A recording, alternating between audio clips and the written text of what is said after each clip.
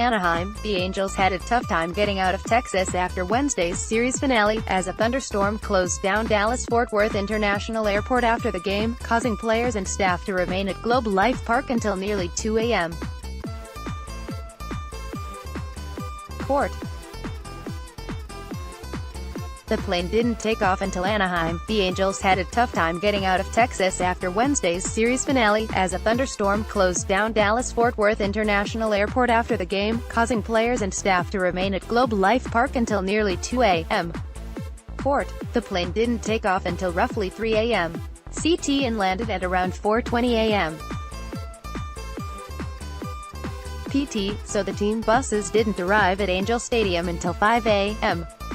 As a result, Angels players weren't required to show up for Thursday's series opener against the Mariners until 5 p.m. for a 7:07 p.m. game. Talked to a few of the guys, they're tired, manager Brad Osmus said. By the time we got back from the airport, it was after 5 a.m. Most guys were asleep by 6. Just a rough travel day because of the weather. Mike Trout is a known weather aficionado, but he said it wasn't as enjoyable on Wednesday because it affected the club's sleep schedule. He was cleared to return to center field on Thursday, but the Angels decided to keep him at designated hitter for a 4th straight game as a precaution after he suffered a right groin strain on April 9. "I love weather, but what it did to us last night, I guess it's part of it," Trout said. "I got to watch some storms, but we got out of there late. I just think having a night game on getaway day and playing the next day, it's just tough. It's not good. It's not healthy.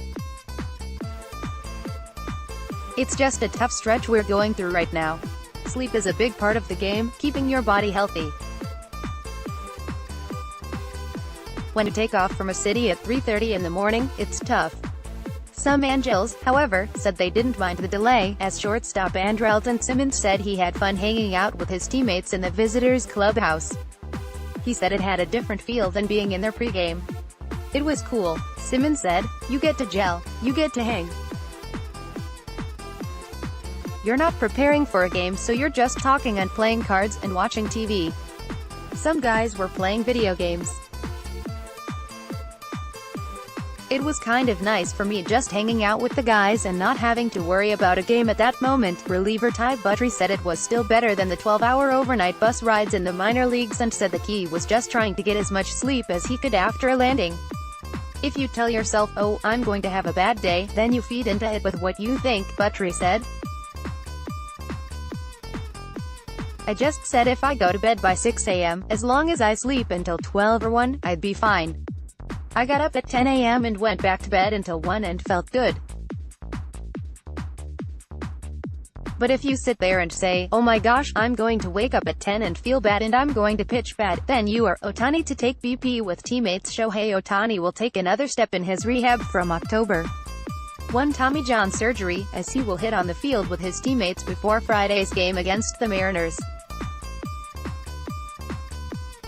Ohtani has been hitting on the field since March 26 and has been facing fastballs and curveballs from a pitching machine since last Friday, but this will be his first time in a regular hitting group with his teammates before a game. Ohtani, who will not pitch in 2019, remains on track to return as a designated hitter in early May and is scheduled to face live pitching for the first time early next week. He's scheduled to meet with the media on Friday to give an update on his progress. Brett Bollinger covers the Angels for MLB.com.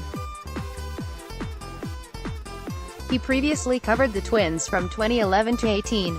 Follow him on Twitter at Brett Bollinger and Facebook. Read more. Let's block ads. Why?